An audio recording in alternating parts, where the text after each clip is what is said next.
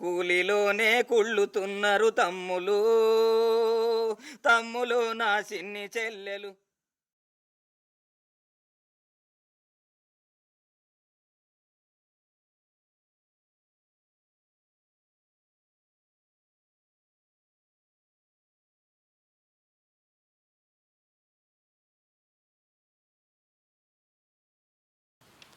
ఇది కోళ్ళ ఫారం, ఇవి కోళ్ళు, ఇవి గుడ్లు. గుడ్లు బాగుంటే కడుపు నిండా మా పిల్లలు తిని హాయిగా పడుకుంటారు. I use a 16-box matrix to help our women understand economic development. Whenever I ask them to situate where the poorest are located, it has been always at the lowest box. Our women cooperatives, they support their members to take up income generation activities. They also do some businesses themselves. They do all these so that they don't have to remain poor. This process, because it is organized, soon fills up all the potential in that box. Often, the only options are for the poor to compete with other poor. At this point, when I ask members what they are going to do, they are reluctant to push into other poor people's boxes. They ask why we can't expand our box. But when you are right at the bottom of this box matrix, it is not possible. The only way is to expand into other new boxes. Often, women are able to identify opportunities at the next level, but they have no idea of what opportunities are there above that level and how many levels are there. Taking people to the next business level is complex. What many of us do not understand is that when you move into another box, you are moving into someone else's space, and that person is not going to just sit there and watch you walking. At this level, business is not about economic development. It is about survival. It is about the redistribution of opportunities and wealth. ఇది పెద్ద పాము, ఇవన్నీ చీమలు. మేము ఎంత పెద్ద పాము అయితే గాని మేమందరూ కలిసి చేరితే మమ్మల్ని ఏమి చేయగలదు.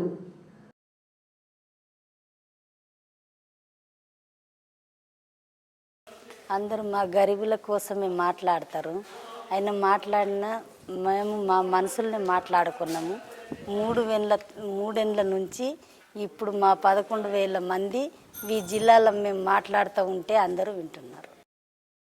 పల్లె పల్లెల్లోన ప్రతి పల్లెలోన రేగుమాలేలో మైతీగె మాలేలో.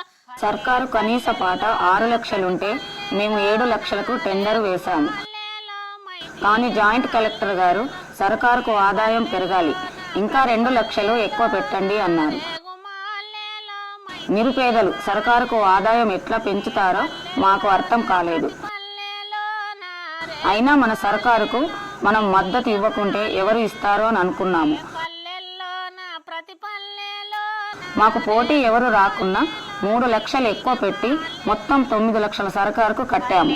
పల్లెల్లోన ప్రతి పల్లెలోన రేగుమాలేలో మైతీగె మాలేలో రేగుమాలేలో మైతీగె మాలేలో. గత 2.5 సంవత్సరాలలో ఇసుక కాంట్రాక్ట్లో 19.5 లక్షలు పెట్టుబడి పెట్టాము. వ్యాపార నిర్వహణలో 45 లక్షలు ఖర్చులు పెట్టాము. ఇప్పుడు బ్యాంకు బాకీలు కూడా తీర్చేశాము. ప్రస్తుతానికి 4 లక్షలు వెనుక వేశాము. అది సభ్యులకు గనక పంచితే ఒక్కొక్కరికి 40 రూపాయలే వస్తుంది. అది ఏమంత పెద్ద సంపాదనగా కనబడకపోయినా ఇసుక వ్యాపారం ద్వారా విలువ కట్టలేనంత అనుభవం సంపాదించాము. పొదుపు సంఘం ప్రతి ఊరిలో పెట్టి రేగుమాలేలో మైతీగె మాలేలో. ఎంతో మంది వ్యాపారస్తులుగా మేము లేబర్ను దోచుకోలేదు. ఇప్పటిదాకా 85 లేబర్ గ్యాంగులు అంటే 680 మంది ఆడ మొగ కూలీలకు రోజు పని దొరికింది. మైతీగ మాల్లేలో వనితలు సాధించిరి ఘనతను ఎంతెంతో రేగుమాల్లేలో. 17,250 లారీలు ఇసుక నింపారు. మొత్తం 69 లక్షల కూలి సంపాదించారు. ఒక్కొక్కరికి 10,147 రూపాయల కూలి దొరికింది. మాల్లేలో రేగుమాల్లేలో మైతీగ మాల్లేలో ఒక్కరి కోసము అందరూ అందరి కోసము ఒక్కరు రేగుమాల్లేలో మైతీగ వీళ్ళంతా 20 గ్రామాల నుండి వస్తున్నారు. దాంతో ఆ గ్రామాలన్నిటికీ కూడా మేలు జరిగింది. రాత్రి పగలు 300 లారీలు తిరుగుతున్నాయి. వాటి వలన ఎంతోమంది డ్రైవర్లు, క్లీనర్లు, మెకానికులు, పెట్రోల్ పంపులు, హోటళ్ళు అందరికీ మద్దతు దొరికింది. మైతీగ మాల్లేలో ఒక్క మాట మీదుండి హక్కులు సాధించిరి రేగుమాల్లేలో మైతీగ మాల్లే. హైదరాబాద్లో ఒక లారీ ఇసుక 3,500 రూపాయల కంటే ఎక్కువగానే అమ్ముతున్నారు. లారీ యజమానులు మా ఇసుక కాంట్రాక్ట్ వలన 6 కోట్ల పైన వ్యాపారం చేశారు. ఇట్లా మేము చేసే పని వలన లాభం మాకే కాదు, మమ్ములను దాటి ఎంతో మందికి మేలు జరుగుతుంది. రేగుమాల్లేలో మైతీగ మాల్లేలో అసే ఒసే అని పిలుపులు బంధు చేసిండ్రు రేగుమాల్లేలో మైతీగ మాల్లే. సమాజము మమ్ములను చూసే చూపులో మార్పు వచ్చింది. మా శక్తిని మేము గుర్తించగలిగినాము. మేము చేసే పని నిజంగానే ఒక విప్లవం. మాల్లేలో మైతీగ మాల్లేలో అసే ఒసే అని పిలుపులు. ఇది స్కూటరు. వీళ్ళిద్దరూ మహిళలు స్కూటర్ పైన కూర్చొని మీటింగ్ వెళ్తుండ్రు. మేము కూడా ఎప్పుడైనా ఒకరోజు స్కూటర్ పైన మీటింగ్ వెళ్తాము. ఇప్పుడు ఏటిది ఒక ఉద్యోగం పట్టిండ్రు. రాత్రి పగలు కూడా అక్కడ కూడా సాయం చేసిన కూడా అది రాత్రి పగలు కూడా నేను కూడా సాయం చేస్తున్నాను ఆమె దిక్కెళ్ళి. ఇప్పుడు ఈ వరకు ఇప్పుడు ఎంత కట్టెం వచ్చినా కానీ ఆయన కట్టె ఆమెకు వచ్చిన కట్టెం ఒక్కటే, నాకు వచ్చిన కట్టెం ఒక్కటే. ఇప్పుడు ఏమంటే పబ్లిక్ వచ్చినప్పుడు పబ్లిక్ ఏమని చెప్తున్నాము, మా భార్య పనికి వెళ్ళింది. మా స్కూల్ మాంజరలో ఈ మహిళా సంఘం బట్టి ఒక లేబర్కి పని పెట్టి వాళ్ళు కూడా మంచిగా ఉండరు, మనం కూడా మంచిగా బతుకుతున్నాం. అలా ప్రాబ్లం ఏముందంటే ఇక ఆడోళ్ళు ఉండి వాళ్ళకి సతాయించడం మనది బాధ్యత అవుతుంది, వాళ్ళు మనకు సతాయించినట్టు అవుతుంది. కాబట్టి మొగళ్ళు ఉంటే మన తక్లీఫ్ కాకుండా అనుకుంటున్నాం. కానీ అది ఏం లేదు. లేబర్ ఇప్పుడు 2-3 సార్లు తంది బేఫికర్ బతుకుతున్నాం. అందరికి పని తగిలింది. లేబర్ మొత్తం పని అందరు సుఖంగా హాయిగా బతుకుతున్నారు. వాళ్ళు మహిళా సంఘం వాళ్ళు వస్తే మేము మేడం అని మాట మేడంతో ఇంకా వేరే మాట. ఇది పోలీస్ స్టేషన్. ఇంతకుముందు మనం చేతులు కట్టుకొని బయట నిలబడుతుంటిమి. ఇప్పుడు లోపలికి వెళ్ళి సీట్ మీద కూర్చుండి మాట్లాడగలుగుతున్నాం. Today, any political party cannot afford to ignore the thrift groups. Particularly earlier practice was in a village, the politician or political leaders used to come, meet the influential leaders, village elders, community elders. Today, apart from these three, the thrift groups have become an important area. Today, any political leader would try to get in touch with the thrift groups first and then try to focus on the other areas.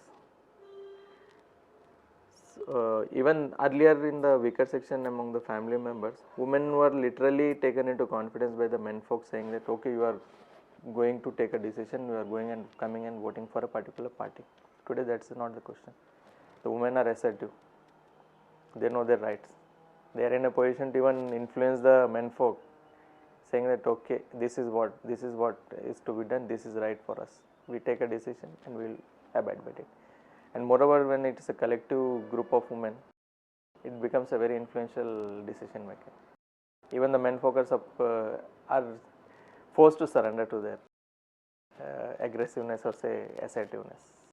నేను ఒక్కదాన్నే, ఇది మా కుటుంబము, ఇది మా group, ఇది మా సంఘము, ఇది మా ఫెడరేషను. ఇప్పుడు నేను కూడా మాట్లాడగలుగుతున్నాను.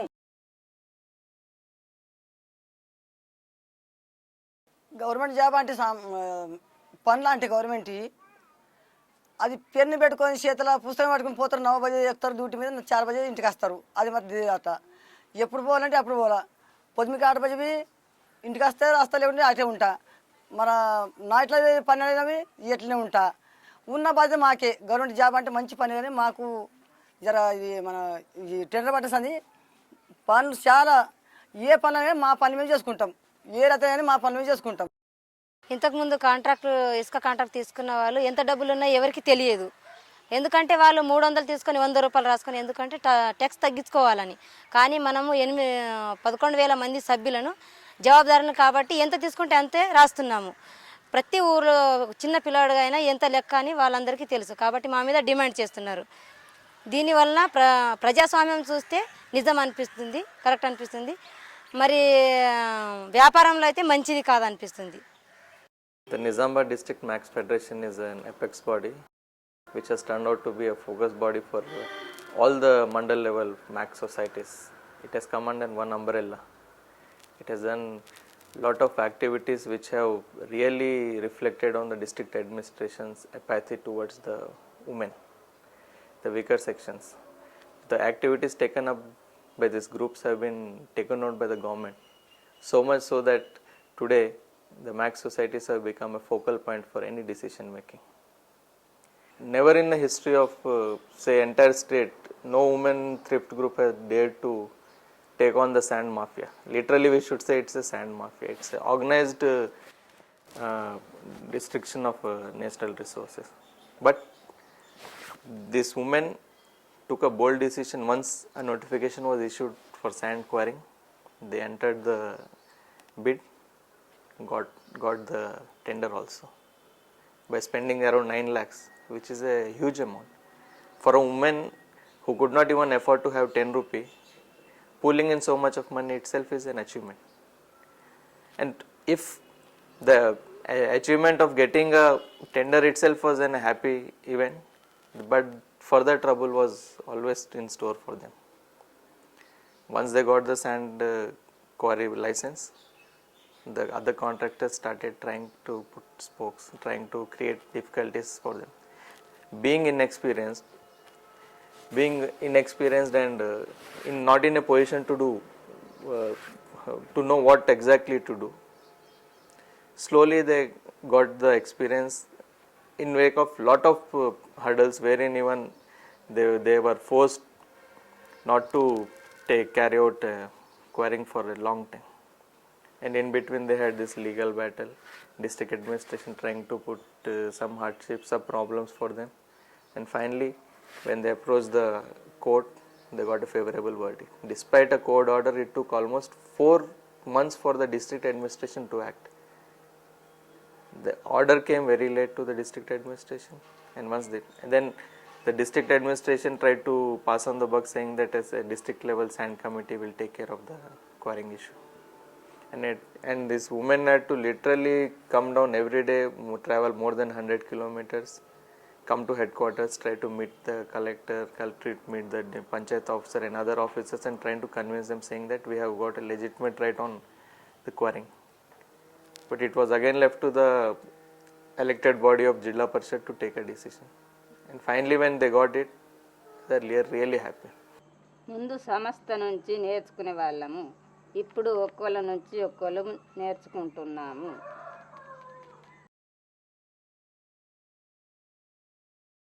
ఇప్పుడు మీరు గ్రూపులు పెట్టి మ్యాక్స్ దాకా నడిచినాయి, బిజినెస్ దారి కూడా సంస్థనే చూపించింది. బిజినెస్లో వచ్చిన తర్వాత సంస్థ స్థలాలు నడకొచ్చినాయి, కొన్ని అంకర తిరగవలసింది.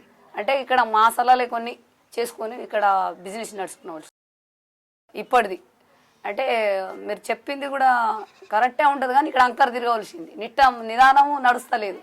అంకర తిరిగినా ఏమవుతుంది ఏం కథ అని మా కొన్ని స్థలాలు తీసుకొని కూడా ఇక్కడ బిజినెస్ చేస్తున్నాం. అట్లా NGOs play a lead role in community mobilization. Very few NGOs knows anything about business. It is critical to the process of redistribution that the poor enter market-driven businesses.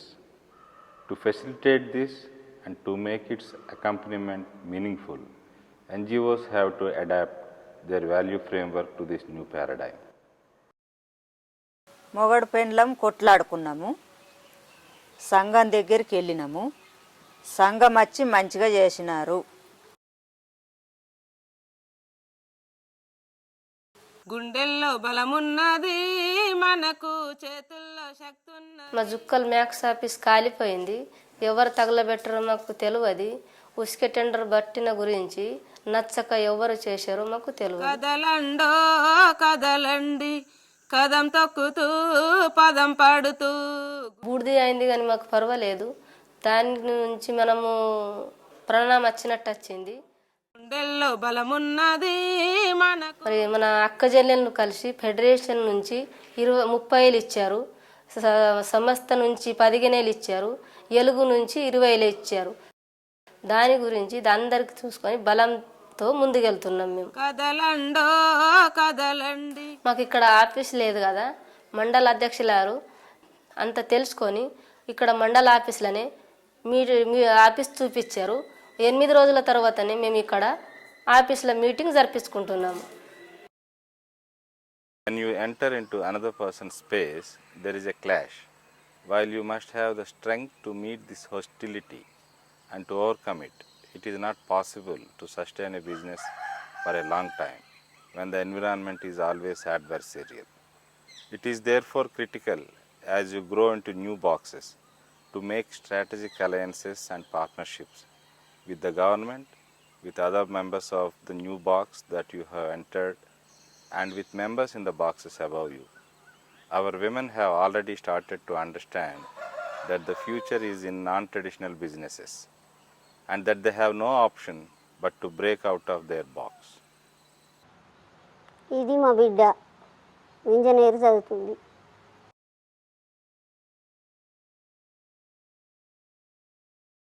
2020 వరకు 40% జనాభాలోకి వెళ్ళే కొంతమంది మన కొన్ని కొత్త బిజినెస్లు చేయాలని అనుకుంటున్నాము. చేస్తాం కూడా తప్పకుండా. ఎంతసేపు మేము కింది డబ్బాలనే ఉండాలన్నా, మరి మేము పైకి వెళ్ళిపోవద్దా?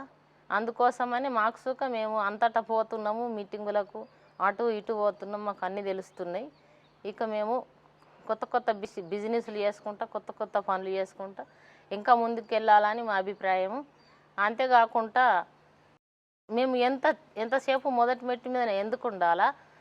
తర్వాత మేము యాక్టర్ల పిల్లలు యాక్టర్లు అవుతున్నారు, డాక్టర్ల పిల్లలు డాక్టర్లు అవుతున్నారు, సావుకాలర పిల్లలు సావుకాలరు అవుతున్నారు, మరి లీడర్ల పిల్లలు లీడర్లకి అవుతున్నారు. మరి మేమెందుకు కాకూడదు? ఇది మా సూపర్ బజారు.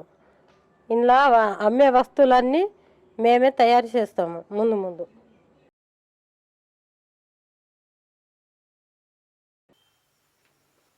The Apna Bazaar is a supermarket chain run by a private trust.